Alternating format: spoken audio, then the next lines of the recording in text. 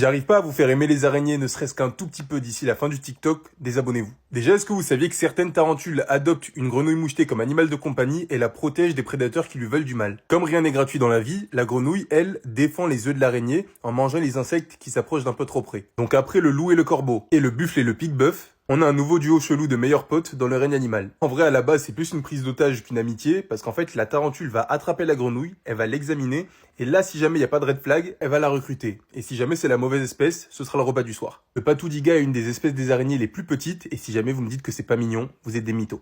Les araignées sauteuses font aussi partie des araignées qui sont minuscules, et pour que vous ayez un ordre d'idée, ça, c'est une araignée sauteuse par rapport à une goutte d'eau. Si on supprimait toutes les araignées du monde, acheter de la nourriture, ça serait encore plus cher. Déjà qu'on est pauvre et malheureux, ce serait encore pire. Les araignées mangent entre 400 et 800 millions d'insectes qui normalement détruiraient les cultures. Sachant que culture détruite égale moins de nourriture égale nourriture plus chère, et nourriture plus chère égale vos petites fesses et mes petites fesses qui paient un petit wrap au McDo à 20 balles. Il y a des araignées comme les araignées pans qui lèvent leurs pattes et font une petite danse en guise de paranuptial.